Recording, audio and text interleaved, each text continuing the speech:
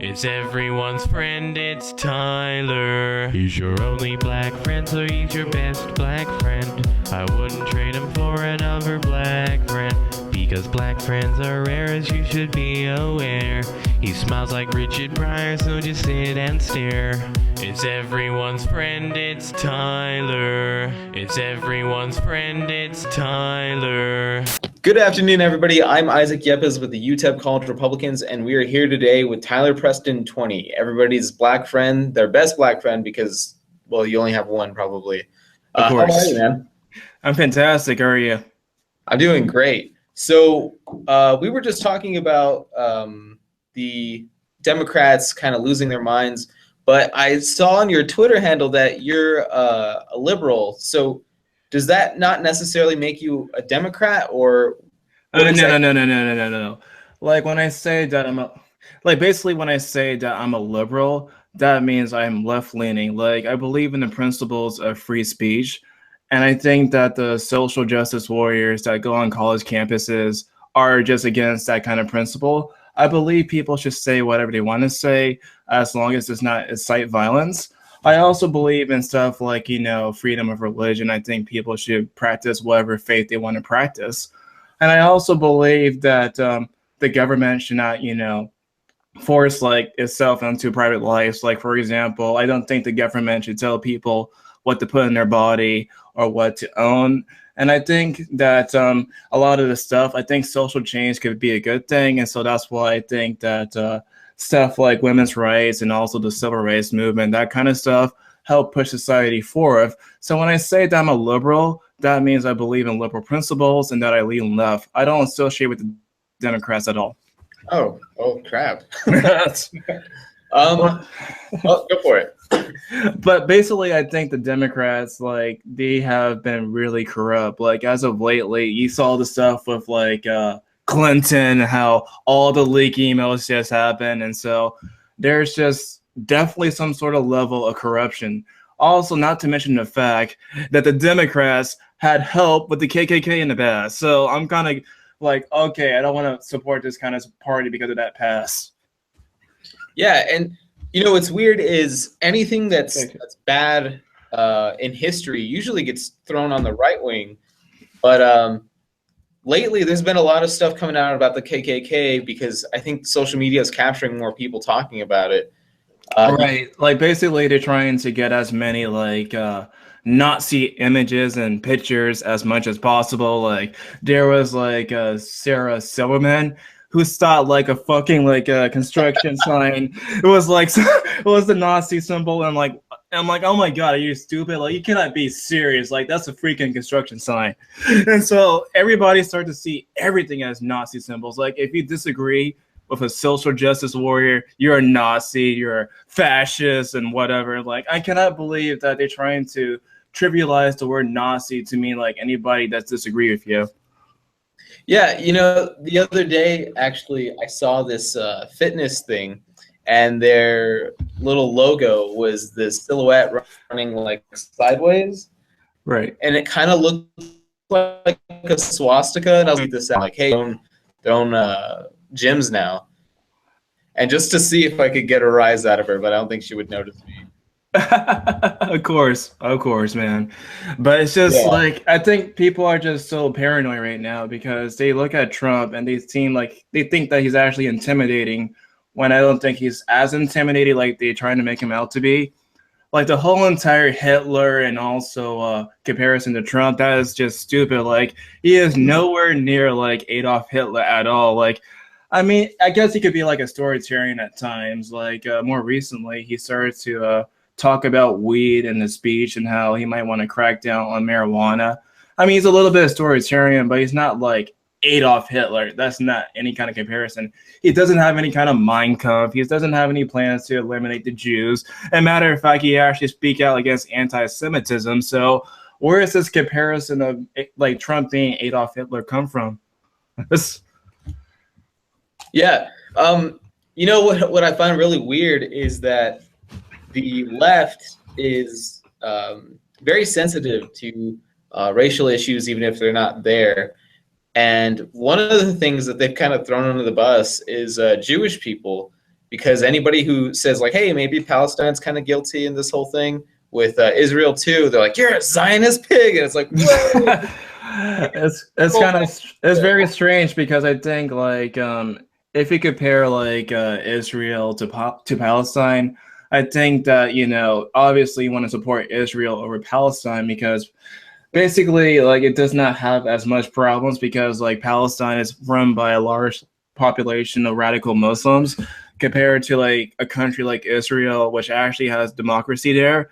So it makes more logical sense to me, at least, to support Israel over Palestine.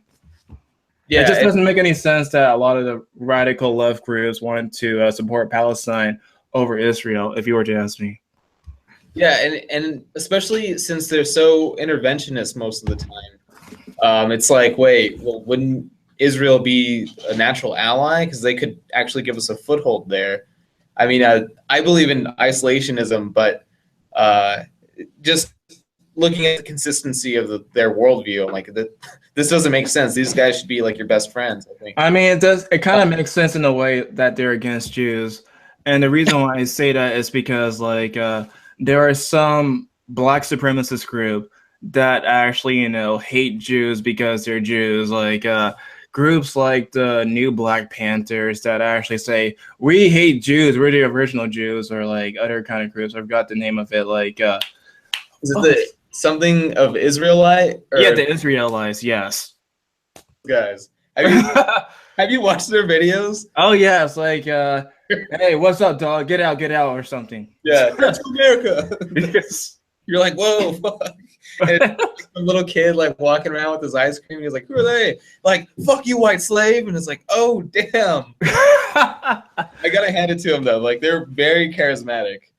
Oh yeah, but still, like the amount of racial crap that he just spilled out is just ridiculous. Just it's so strange how it's so acceptable to just hate white people just because they're white. Like this idea from these groups, like they say that black people cannot be racist because of prejudice and power. Like, are you serious? Like, you could be prejudiced against a person because of their skin color, and so that's why you could be racist towards other races. And so the idea that black people just cannot be racist is racist itself. Yeah, and I think what's dangerous about that is that it takes away agency from the individual based on their skin color.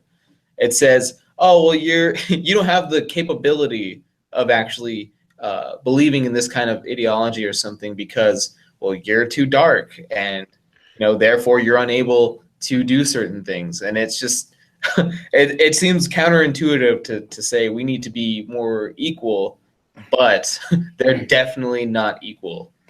That's funny because like if you actually tend to like think differently or lean right as a black person, you get called like Uncle Tom, house nigger, or coon simply for disagreeing with them. Like there are some videos where I criticize like Black Lives Matter and black supremacist group, and almost every single time, whether it's on my video comment section or on Twitter, I get called those awful names. Every single time. Like they say that they're for social justice, yet they tend to demonize and dehumanize the people that they claim to fight for. Yeah, well, it's social justice, except when you disagree with me, then fuck you. Yeah, like in the past, you could say like social justice, like with Martin Luther King, like those kind of people, it was actually meant to be a good thing. It actually was good. But somehow the radicals made it like something else that is actually completely different than what social justice used to be. Mm-hmm. Earlier, we were talking about what it is to be liberal, and you mentioned social change could actually be a good thing. On that note, do you think assimilation is inherently a bad thing, or is it a good thing? I think there are some cultures that can assimilate better than other cultures. Like, I don't think like a lot of cultures that come directly from the Middle East, I don't think they could actually assimilate better compared to like Chinese cultures or Indian cultures. And so I think certain cultures can assimilate better than other cultures. However, I don't think we need to reject people just because they're from a different country. Yeah, actually, I had a discussion with one of my professors earlier, and he was saying that it's not right to ask people to assimilate or imply that they need to assimilate in order to succeed in a certain culture, because it's making them lose their identity. Do you? No. I don't agree with him. Like, I think that like there are definitely like cultures that brought their cultures but assimilate at the same time.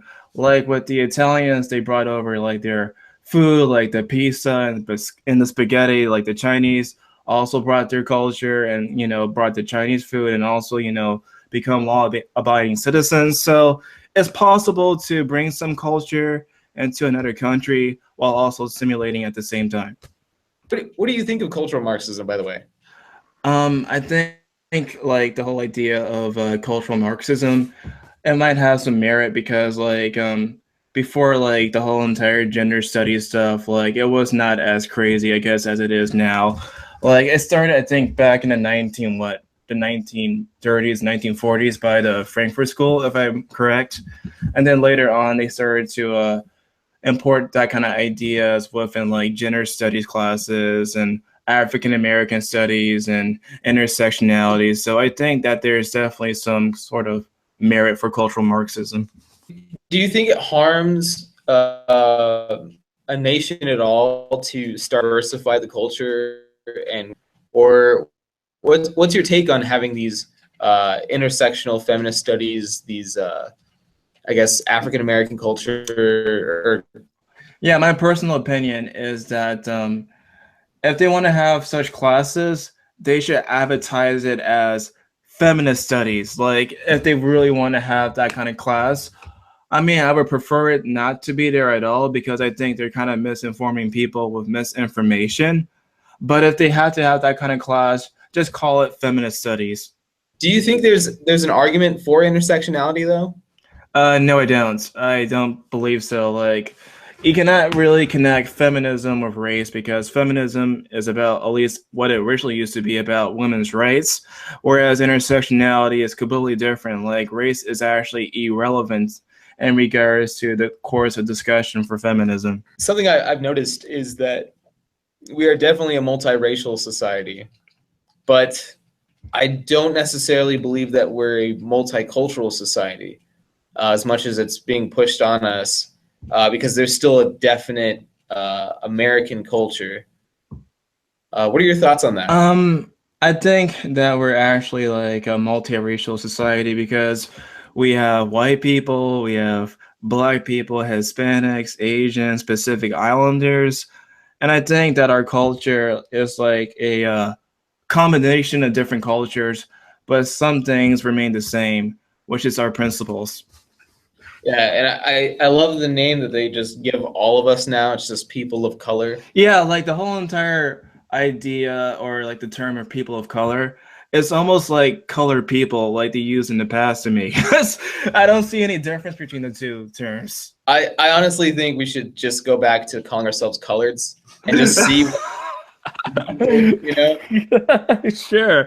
Like if they could use people of color, why not just color? Right. And just shorten it. And then I really like using the term POC because they're like, "What's a POC?" I'm like, "Person of color," and then like they get real. POC, you're making it sound stupid. I'm like, exactly. I think there was like some sort of episode. I forgot what show it was, but it was like a show by that guy that created like the King of Hills and made the exact same joke about people of color. Damn it. Yeah, Mike Judge. I really want to have like a jacket or something that just says like "Take coloreds back," but like in quotations. That way they know it's the word, not the people. Right. It would be a fun jacket, actually. Yeah, hopefully I don't get beat up and it's robbed. They cannot beat you because you're Hispanic, so. Yeah, I'm certified POC, so I should be safe. I know like 12 words in Spanish, so I mean, I'm a pretty good Hispanic. I had a taco once. It wasn't that great, but I liked it. Like the one from Taco Bell, or like. Hey, I like Taco Bell. Don't be hitting on Taco Bell. I don't care if it's not real Mexican. I like it. No, we have this thing over here in El Paso called Chico's Tacos, and Beautiful. and it is one of the worst things that you'll ever have in your life. No. Yeah, Listen to him. Chico's is the best. It's the best. it's probably the worst. It's like government grade cheese, like surplus grade cheese, and then like the soupy thing, and then like above all of it, like in a little ship, is tacos, and it's there's videos of people from out of town watching it or eating it, and it's just like they don't know what to do with it. They're like, "What is this?" And there's people like, "It's good, it's good." They're like, "Nah, dude, that's not food." Yeah, I only had like Taco Bell, which is not really like real Mexican food. And I also tried like Chipotle, but I never had like Chico's because we don't have Chico's in Maryland. It's everyone's friend, it's Tyler. He's your only black friend, so he's your best black friend. I wouldn't trade him for another black friend, because black friends are rare, as you should be aware. He smiles like Richard Pryor, so just sit and stare. It's everyone's friend, it's Tyler. It's everyone's friend, it's Tyler. It's everyone's friend, it's Tyler.